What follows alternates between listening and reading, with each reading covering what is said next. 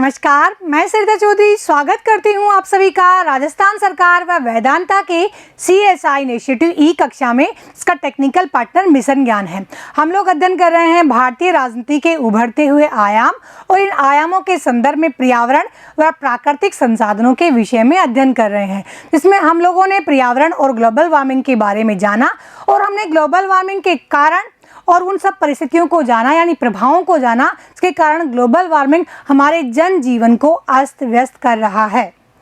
उन्हीं परिस्थितियों से कैसे निपटा जाए, यानी वे कौन कौन से उपाय अपनाए जाए जिसके कारण ग्लोबल वार्मिंग कम हो, और वे कौन कौन से कारक हैं, वे कौन कौन से देश हैं और किस प्रकार से ग्लोबल वार्मिंग को और अधिक बढ़ा रहे हैं। आज की वीडियो में इसी बात की चर्चा करेंगे, यानी हम लोग पढ़ेंगे ग्लोबल वार्मिंग के उत्तरदायी कारकों के बारे में और ग्लोबल वार्मिंग को रोकने के उपायों के बारे में। सबसे पहले हम लोग चर्चा करते हैं ग्लोबल वार्मिंग के उत्तरदायी जो देश हैं उनके बारे में। इसके अंतर्गत मुख्य रूप से 4 स्थानों की बात करेंगे जो विश्व में कार्बन उत्सर्जन के अंतर्गत अग्रणी हैं। इसके अंतर्गत सबसे पहला स्थान आता है चीन का, जिसका विश्व के कुल कार्बन उत्सर्जन के अंतर्गत 30% योगदान है, यानी 30% कार्बन उत्सर्जन करने का कार्य चीन के द्वारा किया जाता है। तो पहला स्थान कार्बन उत्सर्जन में या ग्लोबल वार्मिंग के लिए उत्तरदायी देश कहें तो सबसे पहला देश है चीन। दूसरा स्थान आता है अमेरिका का, जो विश्व के अंतर्गत होने वाले कार्बन उत्सर्जन का 15% योगदान रखता है। तीसरा है यूरोपियन यूनियन, जो विभिन्न देशों का एक संगठन है जिसमें 20 से अधिक देश हैं, जिसके द्वारा 9% कार्बन उत्सर्जन किया जाता है, यानी यह तीसरे स्थान पर आता है। और यदि भारत की बात की जाए तो भारत विश्व के कार्बन उत्सर्जन का चौथा देश है, जिसमें 7% का योगदान देता है।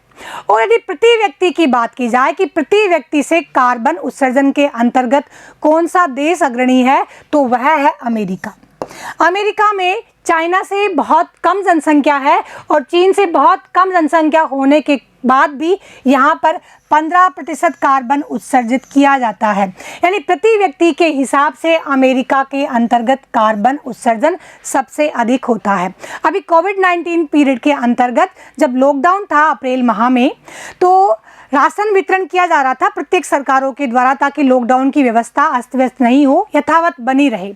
तो अमेरिका में जो नागरिक थे, जनता थी, वह मुफ्त का जो राशन लेने आ रही थी, सरकार के द्वारा जो वितरण किया जा रहा था, वह भी अपने पर्सनल गाड़ियों से लेने आ रही थी, यानी 4 व्हीलर से लेने आ रही थी। तो सोच सकते हैं कि अमेरिका की जो जीवन शैली है वह किस प्रकार की है।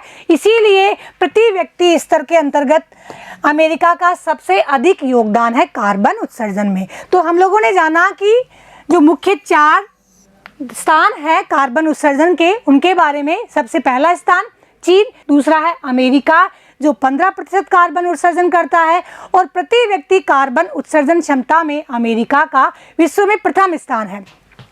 तीसरा है यूरोपियन यूनियन, जो विश्व में 9% कार्बन उत्सर्जन का योगदान देता है और भारत 7% कार्बन उत्सर्जित करता है। बच्चों, बहुत ही इम्पोर्टेंट डेटा है, आप लोग नोट कर लें।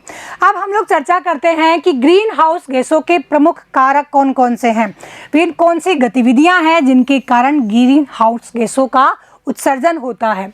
इसमें सबसे पहला स्थान है पावर स्टेशन के द्वारा जो ग्रीन हाउस गैसें उत्पादित की जाती हैं। इसके बारे में हम लोग जानते हैं कि ग्रीन हाउस गैसें कौन कौन सी होती हैं। सबसे भारी गैस या सबसे अधिक योगदान कहें तो कार्बन डाइऑक्साइड का होता है, फिर CFC यानी क्लोरोफ्लोरोकार्बन, नाइट्रोजन ऑक्साइड और मीथेन, ये होती हैं ग्रीन हाउस गैसें जिनके कारण ग्लोबल वार्मिंग अत्यधिक हो रहा है, बढ़ रहा है। तो इनके बारे में, इनकी उत्पत्ति के बारे में कौन कौन से सोर्सेज हैं वह हम लोग यहाँ अध्ययन कर रहे हैं। सबसे पहले हम लोगों ने जाना कि पावर स्टेशन, और पावर स्टेशन के कारण जो गतिविधियां होती हैं उसके अंतर्गत 21.3% मात्रा का ग्रीन हाउस गैसों का उत्सर्जन होता है। नेक्स्ट है इंडस्ट्री यानी औद्योगिक क्षेत्रों के द्वारा 16.8%। तीसरा है यातायात और गाड़ियों के द्वारा, इनके द्वारा 14.4%। नेक्स्ट है खेती किसानी के जो कार्य हैं या उनका उत्पादन है उसके द्वारा तो 12.5%। नेक्स्ट है जीवाश्म ईंधन का प्रयोग यानी पेट्रोल वगैरह और कोयला वगैरह जो हम लोग इस्तेमाल करते हैं, जीवाश्म ईंधन इस्तेमाल करते हैं, उसके प्रयोग के द्वारा 11.3% का उत्सर्जन होता है ग्रीन हाउस गैसों का। नेक्स्ट है रहवासी क्षेत्रों या जो हमारे आवासीय क्षेत्र हैं, इनकी विभिन्न गतिविधियों के द्वारा जो उत्सर्जन होता है वह है 10.3%। नेक्स्ट है बायोमास जलने के कारण वह है 10% और कचरा जलाने के कारण 3.4%। तो हम लोग देख पा रहे हैं कि वे कौन कौन से प्रमुख कारक हैं, कौन कौन सी गतिविधियां हैं और कितने कितनी मात्रा में वे ग्रीन हाउस गैसों का उत्सर्जन करती हैं। ठीक है, जिसमें सबसे अधिक करते हैं पावर स्टेशन के द्वारा, वह है 21.3 और कचरा जलाने के कारण 3.4। लेकिन आप ये मत समझ लीजिएगा कि कचरा जलाने के कारण बहुत ही कम प्रतिशत का योगदान है। 3.4% ग्रीन हाउस गैसों का उत्सर्जन कम नहीं होता, तो कचरा जलाए नहीं, कचरे वाली जो गाड़ी आती है उसी में ही डालें। इसी प्रकार से अब हम लोग अध्ययन करते हैं कि वे कौन से उपाय हैं जिनको अपनाकर हम ग्रीन हाउस गैसों का जो उत्सर्जन है उसको कम कर सकते हैं, यानी ग्लोबल वार्मिंग को कम कर सकते हैं। तो इसके लिए 3 मुख्य रूप से जो स्थितियां हैं उनको हमें अपनाना होगा। इसके 3 स्तरों पर इसके लिए हमें कार्य करना होगा। पहला व्यक्तिगत स्तर पर, दूसरा अपने देश के स्तर पर और तीसरा वैश्विक स्तर पर। क्योंकि वैश्विक तापमान में वृद्धि हो रही है, ग्लोबल वार्मिंग हो रहा है, तो विश्व स्तर पर जब तक इसके लिए विचार नहीं किया जाएगा, इसके लिए प्रयास नहीं किया जाएगा और सार्थक प्रयास नहीं किया जाएगा, तब तक ग्लोबल वार्मिंग के अंतर्गत किसी प्रकार की कोई कमी नहीं हो सकती। और ये प्रभावित भी कर रहा है सभी को, विश्व स्तर पर ही प्रभावित कर रहा है, तो प्रयास भी वैश्विक स्तर पर ही करने होंगे। तो केवल विश्व या सरकारें ही इसके लिए प्रयास नहीं करेंगी, हमें व्यक्तिगत स्तर पर भी इसके लिए आज से ही पहल कर देनी होगी।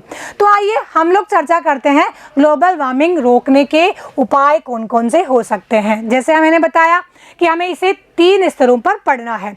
और यदि ग्लोबल वार्मिंग रोकने के उपाय बताइए, ऐसा प्रश्न बनता है आप लोगों के एग्जाम में, तो आप इन्हें इसे इस प्रकार से ही बताना है। ग्लोबल वार्मिंग क्या होता है, ग्लोबल वार्मिंग रोकने के उपाय बताइए, तो आप इसे इस प्रकार से बताएंगे। सबसे पहले ग्लोबल वार्मिंग का अर्थ बताएंगे, फिर ग्लोबल वार्मिंग के रोकने के उपाय 3 स्तर पर होने चाहिए, वैश्विक स्तर पर, देश स्तर पर और व्यक्तिगत स्तर पर।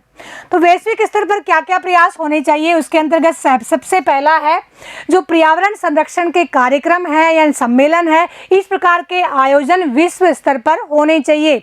और जो वैश्विक मंच है, अंतर्राष्ट्रीय संगठन है, उनके अंतर्गत पर्यावरण संरक्षण पर चर्चा की जानी चाहिए और चर्चा इस रूप में हो ताकि उस चर्चा के पश्चात जो प्रतिनिधि अपने देश के अंतर्गत जाए तो वह सक्रिय रूप से कार्य करे, धरातलीय कार्य करे पर्यावरण संरक्षण के लिए, यानी पर्यावरण जागरूकता के कार्यक्रम और पर्यावरण संरक्षण को अधिक प्रोत्साहित करें, ऐसे कार्य विश्व स्तर पर किए जाने चाहिए। और जो यूएनओ जैसा संगठन है उसके द्वारा ऐसे सार्थक प्रयास किए जाने चाहिए। उसे कोशिश करनी चाहिए कि इस प्रकार का कोई कार्यक्रम बने ताकि प्रत्येक देश प्रभावी रूप से, निर्णायक रूप से कार्बन उत्सर्जन के जो कार्य है उसे कम करें। वैश्विक स्तर पर क्या क्या गतिविधियां होती हैं, इसके बारे में जब हम लोग इसके वैश्विक स्तर पर किए गए प्रयासों के बारे में जो चर्चाएं हैं उसमें करेंगे। कौन कौन से आज तक ऐसे सम्मेलन हुए हैं जिनमें पर्यावरण संरक्षण की या ग्लोबल वार्मिंग को कंट्रोल करने की बातें की गई हैं। लेकिन कार्य बहुत सारे किए गए हैं, सम्मेलन बहुत सारे ऑर्गेनाइज किए गए हैं, लेकिन उन्हें धरातलीय रूप में अभी तक भी किसी प्रकार का कोई भी कार्य नहीं किया गया है। क्योंकि मुख्य समस्या क्या हो गई है, विकसित और विकासशील देशों के अंतर्गत होड़ हो गई है। विकासशील देश कहते हैं कि जो देश विकसित हो चुके हैं उन्हें अब रुक जाना चाहिए, और विकसित देश कहते हैं कि विकासशील देशों को अभी रुक जाना चाहिए। तो इस प्रकार की ऐसी स्थिति के कारण दोनों वर्गों के अंतर्गत सामंजस्य नहीं हो पा रहा है और जो वैश्विक स्तर पर प्रयास किए जा रहे हैं वह निष्फल हैं, निर्णायक नहीं हो पा रहे हैं, उनका धरातलीय कार्य नहीं हो पा रहा है। तो इस प्रकार के मंच और इस प्रकार के संगठन बनने चाहिए, इस प्रकार के सम्मेलनों का आयोजन होना चाहिए जिससे प्रभावी कार्य किया जा सके पर्यावरण संरक्षण के क्षेत्र के अंतर्गत। तो इस प्रकार से विभिन्न देशों के सहयोग से पर्यावरण संरक्षण के लिए निर्णायक कदम उठाया जाए। दूसरा है देश स्तर पर। देश स्तर पर भी विभिन्न प्रकार के कार्यक्रम का संचालन किया जाना चाहिए, जैसे कि इसके अंतर्गत वृक्षारोपण है, विभिन्न पर्यावरण जागरूकता के जो दिवस हैं उनका आयोजन करके, यानी जागरूकता कार्यक्रम जिसमें रैलियां वगैरह है या ऐसे कोई नुक्कड़ नाटक वगैरह है जिसमें पर्यावरणीय कारणों का संदेश दिया जाए, तो विभिन्न संस्थाओं के माध्यम से उन्हें ऑर्गेनाइज करवाना चाहिए और इस प्रकार का संदेश संपूर्ण देश के अंतर्गत देना चाहिए कि पर्यावरण संरक्षण भी हमारा एक मुख्य उत्तरदायित्व है। और देश स्तर पर भारत के अंतर्गत इसमें प्रयास किया गया है, हमारे संविधान में जोड़ा गया है, हमारे मूल अधिकारों के अंतर्गत जोड़ा गया है, मूल कर्तव्यों में जोड़ा गया है, डायरेक्टिव प्रिंसिपल्स में जोड़ा गया है, परंतु इस क्षेत्र में जिस स्तर का कार्य होना चाहिए वैसा कार्य नहीं किया जा रहा है। इसी के कारण देश स्तर पर जो किए जाने वाले प्रयास हैं वह फौरी हैं। इसी प्रकार से ऊर्जा के जो संसाधन हैं उन्हें उनके अंतर्गत जो नवीनीकरण वाले संसाधन हैं उनका प्रयोग किया जाना चाहिए, जैसे कि सौर ऊर्जा है, वायु ऊर्जा है, इस प्रकार के संसाधनों का प्रयोग किया जाना चाहिए और जंगलों का संरक्षण किया जाए, क्योंकि जो कार्बन उत्सर्जन है या जो ग्रीन हाउस गैसें हैं उनके उत्सर्जनों को रोकने का सबसे बड़ा रक्षक है वृक्ष, और वृक्षों की संख्या बढ़ाई जाए। पौधारोपण, वृक्षारोपण जैसे कार्यक्रमों का बड़े स्तर पर ऑर्गेनाइज किए जाएं, इसके कारण जंगलों की संख्या में वृद्धि हो और जो जंगल हमारे पास है उन्हें संरक्षित किया जाए, उनकी कटाई पर रोक लगाई जाए। तो देश स्तर पर ऐसे प्रयास किए जाने चाहिए। फिर है व्यक्तिगत स्तर पर, तो प्रत्येक व्यक्ति यदि व्यक्तिगत रूप से जागरूक होगा, प्रत्येक छात्र यदि व्यक्तिगत रूप से जागरूक होगा, आप और हम यदि व्यक्तिगत रूप से जागरूक होंगे और प्रकृति क्षरण कम से कम करेंगे और जिस प्रकार से प्रकृति का दोहन करेंगे उसी प्रकार से प्रकृति को लौटाने का यदि कार्य करेंगे तो यह कार्य देश स्तर पर और वैश्विक स्तर पर और भी सुगम हो जाएगा। तो सबसे पहले सभी व्यक्तियों को जागरूक रहकर पर्यावरण संरक्षण के प्रति सचेत रहकर कार्य करना चाहिए और पर्यावरण को कम से कम नुकसान पहुंचाना चाहिए। हम लोगों को वृक्षारोपण जैसे कार्यक्रम हैं उन्हें अधिक से अधिक अपनी जीवन शैली के अंतर्गत अपनाना चाहिए। जैसे हम लोग गिफ्ट वगैरह देते हैं तो महंगे महंगे गिफ्ट का आदान प्रदान करते हैं, तो क्यों नहीं किसी को जब गिफ्ट दिया जाए तो एक पौधा दिया जाए ताकि वह आने वाले समय में हमारे रक्षक के रूप में कार्य कर सके। तो वृक्षारोपण जैसे कार्यों को बढ़ाना चाहिए और जो कार्बन ईंधन के प्रयोग में कमी लानी चाहिए, यानी नवीनीकरण ऊर्जा के सोर्स हैं उन्हें अधिक से अधिक अपनाना चाहिए और ऊर्जा के खपत में कमी की जानी चाहिए। हमें जब आवश्यकता नहीं है तो लाइट बंद कर देनी चाहिए या ऐसे ही ऊर्जा के अन्य सोर्सेज हैं उन्हें कम से कम प्रयोग में लेते हुए पर्यावरणीय वातावरण के संतुलित बनाने में हमें सहयोग देना चाहिए।